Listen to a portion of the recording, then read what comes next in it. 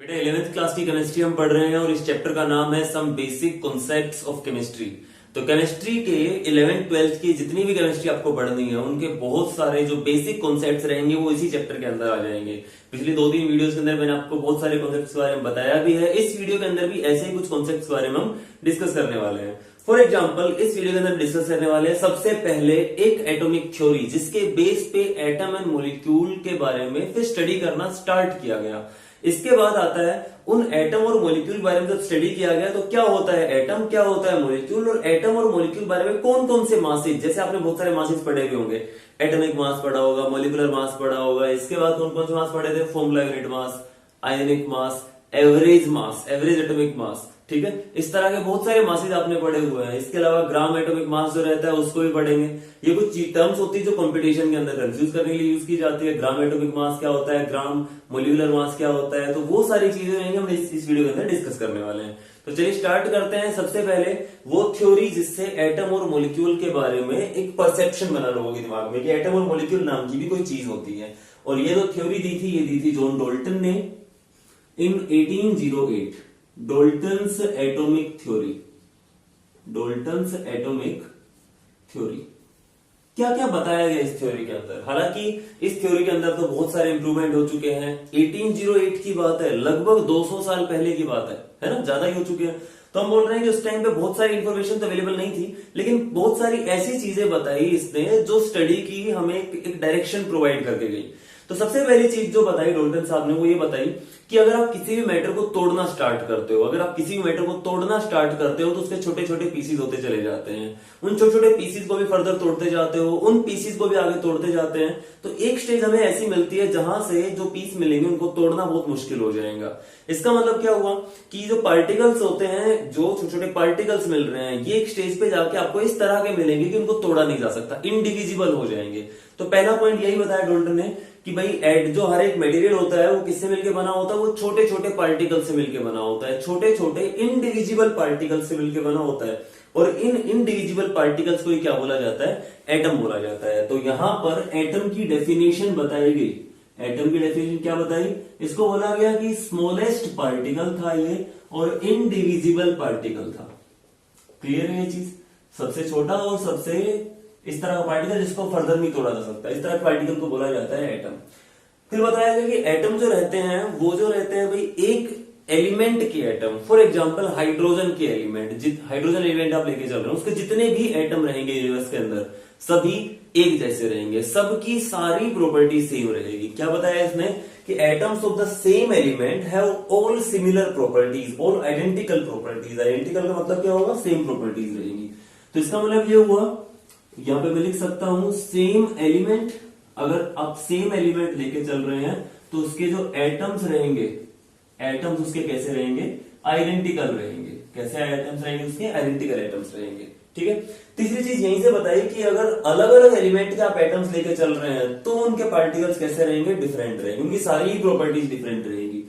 यानी तीसरी चीज जो यहां से निकल के आती है वो क्या आती है, अगर आप डिफरेंट एलिमेंट्स की बात करते हो, डिफरेंट एलिमेंट के एटम्स की बात करते हो, तो उन एलिमेंट्स के एटम कैसे रहेंगे, डिफरेंट रहेंगे, डिफरेंट एटम्स। ये 3 पॉइंट क्लियर हुए कि नहीं हुए। इसके बाद नेक्स्ट जो चीज बताई गई वो ये बताई गई कि जब भी रिएक्शन होती है, ये बहुत ही इंपॉर्टेंट चीज बताई गई, ये चीज आपको दिमाग में रख लेनी है हमेशा हमेशा के लिए, कि जब भी रिएक्शन होती है तो रिएक्शन के अंदर ऐसे पार्टिकल्स आपस में जुड़ते हैं। ऐसा बोला जाता था कि पार्टिकल जो रहते हैं वो कुछ मैटर टूटता है पार्टिकल्स के अंदर, वो पार्टिकल आपस में जुड़ जाते हैं। ये पार्टिकल कौन से रहेंगे, ये पार्टिकल एटम्स ही रहेंगे। तो इसका मतलब ये बोला गया कि एटम जो रहते हैं वो बहुत इंपॉर्टेंट चीज है केमिस्ट्री के लिए। क्यों, क्योंकि दे पार्टिसिपेट इन केमिकल रिएक्शन। इन्हीं की वजह से क्या होती है, इन्हीं की वजह से ही केमिकल रिएक्शन होती है। ये केमिकल रिएक्शन के अंदर पार्टिसिपेट करते हैं। मॉलिक्यूल आपस में नहीं जुड़ेंगे, एटम आपस में जुड़ेंगे, ठीक है। और अगर टूटना भी है तो पहले सारे एटम टूट के अलग हो जाएंगे, उसके बाद फिर दोबारा जुड़ेंगे। क्लियर है ये चीज। तो यहां से आपको ध्यान रखना है, एटम जो रहता है सबसे स्मॉलेस्ट पार्टिकल रहता है जो इंडिविजुअल बना जाता है। सेम एलिमेंट के रहेंगे, सेम प्रॉपर्टी बोली जाती है, और डिफरेंट एलिमेंट के एटम्स की प्रॉपर्टीज भी डिफरेंट मानी जा रही है। एटम जो रहते हैं वो केमिकल रिएक्शंस के अंदर पार्टिसिपेट करते हैं। एक रिएक्शन क्या होती है, जैसे यहाँ पे टर्म आई केमिकल रिएक्शन। रिएक्शन क्या होती है? तो रिएक्शन को बताया गया, रिएक्शन के अंदर या तो एटम्स का कॉम्बिनेशन होता है, अगर ये एटम्स कंबाइन कर रहे हैं, एटम्स सेपरेट हो रहे हैं या रीअरेंज हो रहे हैं, इसी को ही केमिकल रिएक्शन बोला जाता है। तो यहां से जो नई टर्म आई नेक्स्ट, वो क्या थी? वो थी केमिकल रिएक्शन। क्या होती है केमिकल रिएक्शन? केमिकल रिएक्शन होती है कॉम्बिनेशन, सेपरेशन और रीअरेंजमेंट ऑफ एटम्स। क्लियर है ये चीज? इसके बाद लास्ट में एक और चीज बताएगी कि एटम से ही कंपाउंड्स बनते हैं। एटम से ही क्या बनते हैं? कंपाउंड्स बनते हैं। इसका मतलब ये हुआ, एक और नई टर्म यहां पे आ जाती है, कंपाउंड या फिर मॉलिक्यूल। उस टाइम पे इनके बीच में कंपाउंड और मॉलिक्यूल इसमें बहुत डिफरेंशिएट नहीं किया गया था, लेकिन आज हम इस वीडियो के अंदर देखने वाले हैं कि इन दोनों में भी क्या डिफरेंस होता है। तो हम बोल रहे हैं कि कंपाउंड और एलिमेंट जो होते हैं वो भी एटम से ही मिलके बने होते हैं। ये किससे बने होते हैं? Are made up of atoms. ठीक है, तो ये कुछ मेन हमारे पास पोस्टुलेट्स आ जाते हैं किसके? एटॉमिक थ्योरी ऑफ डाल्टन के, डाल्टन एटॉमिक थ्योरी के। और इस थ्योरी से जो हमें पॉइंट्स मिले, इनका बहुत जगह पे यूज किया जाता है, इनका सिग्निफिकेंट काफी है, क्योंकि यहां से स्टार्टिंग हुई थी केमिस्ट्री पढ़ने की। स्टार्टिंग जो थी वो यहीं से होती है। हालांकि आज के टाइम में इनमें से कुछ क्या हो चुका है, कुछ हमें एडवांस चीजें भी मिल चुकी है। इनके अंदर कुछ ना कुछ हमने क्या कर लिया? इंप्रूवमेंट कर लिया, मॉडिफिकेशन कर लिया इन पॉइंट्स के अंदर।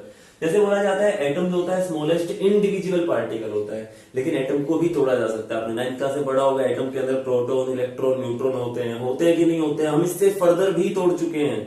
ठीक है, उनके भी हम और भी हमारे पास मिल चुके हैं कि लगभग 35 के आसपास सब एटॉमिक पार्टिकल्स होते हैं। आपने 3 ही बारे में पढ़ा है। इस तरह बहुत सारे छोटे छोटे पार्टिकल्स होते हैं। फिर बोल रहे हैं कि सेम एलिमेंट के एटम जो रहते हैं वो सेम रहते हैं, लेकिन मैं आपको बताता हूं कि कार्बन के भी एटम 3 तरह के हो सकते हैं। कार्बन के 3 आइसोटोप पढ़े होंगे आपने। आइसोटोप पढ़े थे 9th क्लास के अंदर? नहीं पढ़े थे? कोई बात नहीं, बताया जाएगा। आइसोटोप क्या होते हैं? एक ही एलिमेंट के ऐसे एटम जिनकी कुछ प्रॉपर्टीज डिफरेंट होती है। क्या प्रॉपर्टी डिफरेंट होती है? इनका मास डिफरेंट होता है। ठीक है, तो यहां से मैं बोलता हूं कि हाइड्रोजन के 3 आइसोटोप मिलते हैं, प्रोटियम, ड्यूटेरियम, ट्रिटियम, ये जो रहते हैं। तो इस तरह हम बोलते हैं कि एक ही एलिमेंट, हाइड्रोजन के ही एटम है, लेकिन उनकी प्रॉपर्टी जो है वो डिफरेंट है। इसका मतलब यहाँ पे कुछ लिमिटेशन आती है।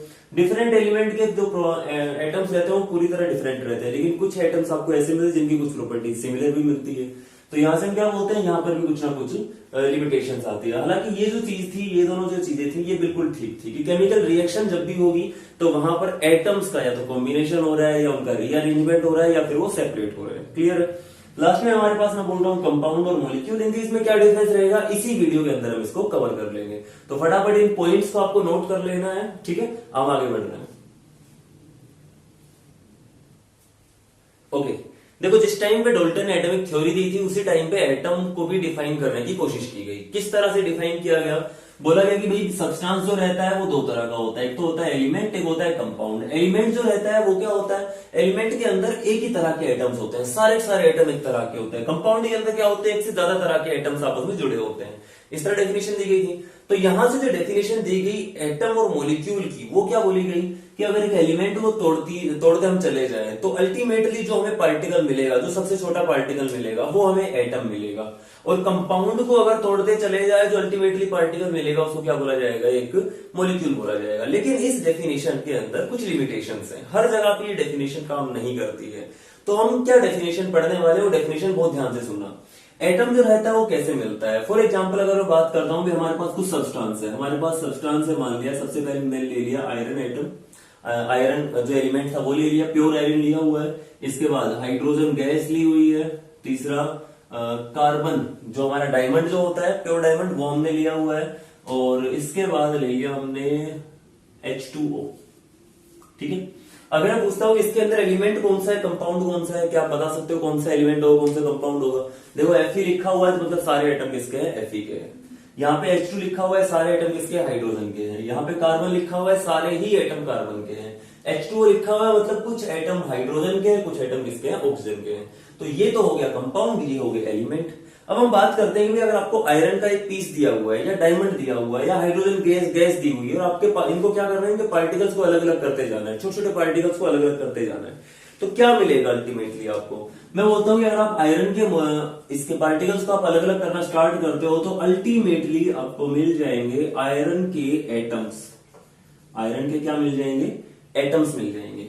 इसी तरह से अगर आप H2 को तोड़ते चले जाते हो तो सबसे पहले आपको मिलेंगे H2 के मोलिक्यूल्स। क्या मिलेंगे आपको? H2 के मोलिक्यूल्स। और अगर इनको भी फर्दर तोड़ दिया जाए तो मिल जाएंगे हाइड्रोजन के एटम्स। ये दिख रहा है कि नहीं दिख रहा है आपको? अगर नहीं दिख रहा है मैं दोबारा लिख देता हूं एक बार, कि अगर आप हाइड्रोजन गैस अगर आपको दी हुई है उसके पार्टिकल्स को अलग अलग करते हो तो हाइड्रोजन गैस के पार्टिकल्स क्या होते हैं? H2 के मोलिक्यूल्स होते हैं। ठीक है, और अगर इन मॉलिक्यूल्स को फर्दर तोड़ दिया जाए तो आपको क्या मिलता है? तो मिल जाएंगे आपको हाइड्रोजन के एटम्स। क्लियर है ये चीज?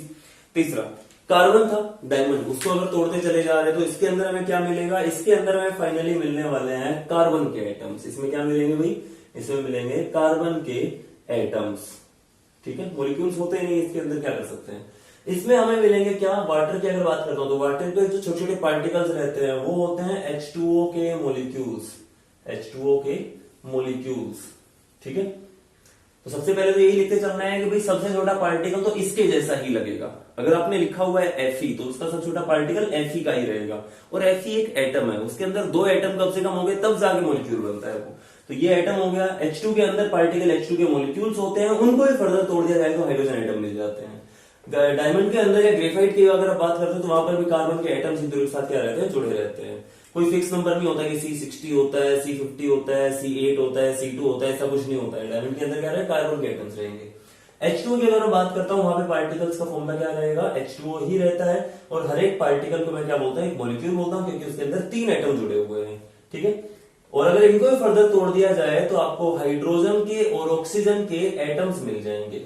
अब ये मत सोचना कि 2 क्यों नहीं लिखे, हाइड्रोजन के एटम मिलेंगे आपको जब पानी दिया हुआ क्लास के अंदर तो एक हाइड्रोजन एटम तो मिलेगा नहीं, एक ऑक्सीजन एटम भी नहीं मिलेगा। बहुत सारे हाइड्रोजन एटम और बहुत सारे ऑक्सीजन एटम। मैंने खाली ये बोला है कि हाइड्रोजन ऑक्सीजन के एटम्स आपको मिल जाएंगे यहाँ पर।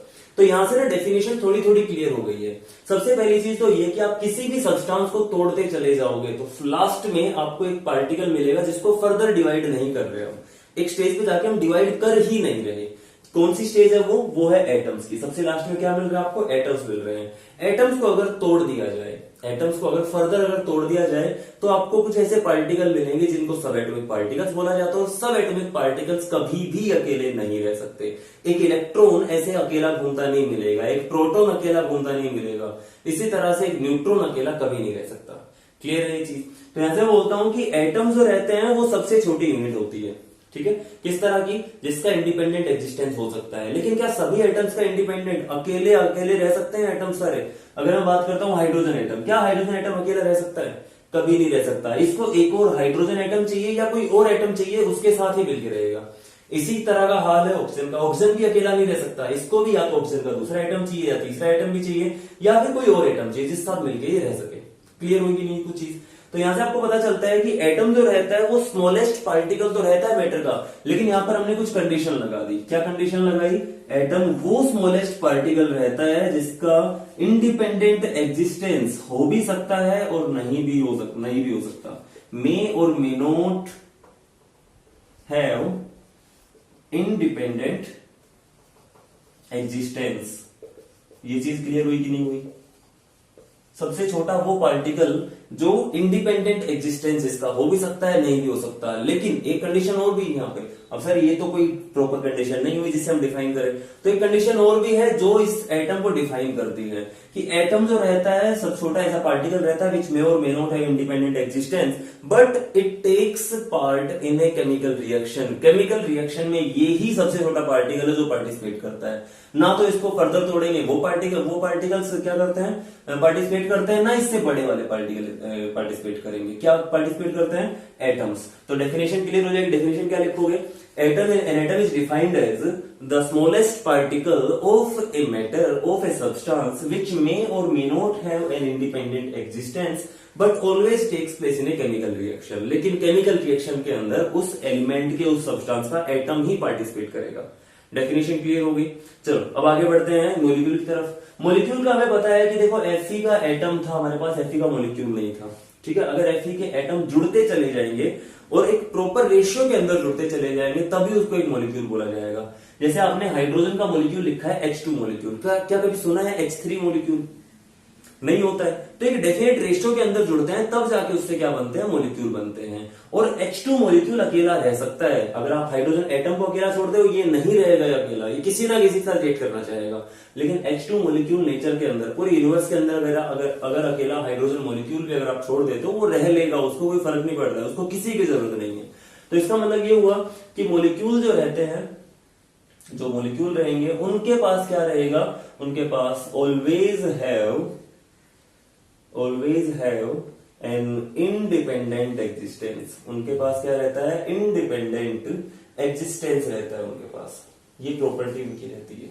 ठीक है, इसी पता चलिए। और किससे मिलके बने हैं, एटम से मिलके बने हैं। एटम सेम भी हो सकते हैं, डिफरेंट भी हो सकते हैं। अगर एटम सेम रहेंगे तो इस तरह के मॉलिक्यूल को बोला जाता है होमो एटॉमिक मॉलिक्यूल। इनको क्या बोला जाता है, होमो एटॉमिक मॉलिक्यूल। यानी होमो एटॉमिक मॉलिक्यूल क्या होते हैं, ऐसे मॉलिक्यूल जिनके अंदर सारे एटम एक जैसे होते हैं। फॉर एग्जाम्पल एसिड, एसिड किसका फॉर्मूला होता है, सल्फर का फॉर्मूला होता है। सल्फर जब एसिड की फॉर्म में पाया जाता है उसके अंदर 8 एटम सल्फर के जुड़े हुए हैं और आठों आठों एक जैसे, इसलिए उसको बोला जाएगा एक होमो एटॉमिक। O3 ओजोन का फॉर्मूला होता है, ये भी कैसा हो जाएगा, एक होमो एटॉमिक मॉलिक्यूल हो जाएगा। अगर हम बात करता हूँ H2O, CO2, H2SO4, CuSO4, C6H12O6, ये सारे कैसे रहेंगे, इनके अंदर बहुत सारे एटम्स है और डिफरेंट टाइप के एटम्स है, इसलिए इनको बोला जाएगा हेट्रो एटॉमिक मॉलिक्यूल्स। तो मॉलिक्यूल भी दो तरह के होते हैं, याद रह जाएगा, होमो एटॉमिक और हेट्रो एटॉमिक।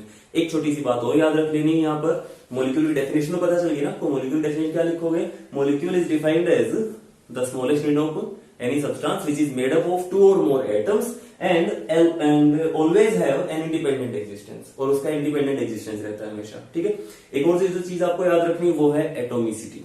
एक मॉलिक्यूल की कुछ एटोमिसिटी होती है। क्या होती है एटोमिसिटी, एक मॉलिक्यूल के अंदर कितने एटम जुड़े हुए हैं, चाहे वो किसी भी तरह के, चाहे वो एक ही तरह के हो चाहे डिफरेंट टाइप के हो। फॉर एग्जाम्पल H2 मॉलिक्यूल के अंदर कितने एटम जुड़े हुए हैं, 2 एटम जुड़े हुए हैं, तो इसका मतलब इसकी एटोमिसिटी 2 हो गई। ठीक है, और अगर मैं पूछता हूं कि 2 एटोमिसिटी वाले, एटोमिसिटी जिनकी 2 हो, ऐसे कुछ और एग्जांपल बताओ, तो बता सकते हो कि नहीं बता सकते हो, O2 हो गया, N2 हो गया, CO हो गया, NO हो गया, बता सकते हो इस तरह से एग्जांपल। ठीक है, इसके बाद आता है कि इस H2O मॉलिक्यूल की एटोमिसिटी कितनी होगी, इसकी कितनी एटोमिसिटी है, इसकी एटोमिसिटी है 3। कितनी है, 3। 2 हाइड्रोजन के एटम, एक ऑक्सीजन एटम मिले हुए, तो एटोमिसिटी कितनी होगी इसकी, 3। मैं आपसे पूछता हूं कि ऐसे दो एग्जांपल और बताने हैं जिनके अंदर आपको एटोमिसिटी कितनी मिलती है, 3 मिलती है, कैसे बताओगे। तो और एग्जांपल बता सकते हो, H2O की तरह का ही होता है H2S, एक होता है CO2, CS2, ये एग्जांपल आप याद रख सकते हो। CO2 हो गया, H2O हो गया, CH2, H2S हो गया। ठीक है, इसके अलावा NO2 हो गया, SO2 हो गया, ये सारे जो रहेंगे किसके अंदर आ जाएंगे, ये इसके अंदर आ जाएंगे। O3 जो मॉलिक्यूल रहता है उसके अंदर 3 एटम ऑक्सीजन के ही रहते हैं, तो उसकी एटोमिसिटी भी कितनी हो जाएगी, 3 हो जाएगी। 4 एटोमिसिटी वाले NH3 का पता है ना, NH3 किसको बोलते हैं, अमोनिया का फॉर्मूला होता है। तो NH3 जो रहता है उसके अंदर एक नाइट्रोजन का एटम है, 3 हाइड्रोजन के एटम है, टोटल कितने एटम हो गए, 4 हो गए। इसका मतलब एटोमिसिटी कितनी हो जाएगी इसकी, 4 हो जाएगी। क्लियर है, तो मैं आपको बता दिया एटम क्या होता है, मॉलिक्यूल क्या होता है। मॉलिक्यूल 2 टाइप के होते हैं, होमो एटॉमिक और हेट्रो एटॉमिक, और एटोमिसिटी ऑफ मॉलिक्यूल क्या होती है। एक छोटा सवाल है, क्या एटोमिसिटी ऑफ ए मॉलिक्यूल 1 हो सकती है, क्या एटोमिसिटी किसी मॉलिक्यूल की 1 हो सकती है कि नहीं हो सकती है, नहीं हो सकती। क्यों नहीं हो सकती, क्योंकि मॉलिक्यूल बनाने के लिए कम से कम 2 एटम तो चाहिए, कम से कम 2 एटम चाहिए। तो अगर कम से कम 2 एटम चाहिए तो एटोमिसिटी कितनी होगी, कम से कम 2 ही होगी, 2 से कम एटोमिसिटी नहीं हो सकती है। चलो इसको रब कर रहा हूं, फिर आगे बढ़ रहे हैं, डिफरेंट मासेस के बारे में पढ़ना स्टार्ट कर रहे हैं।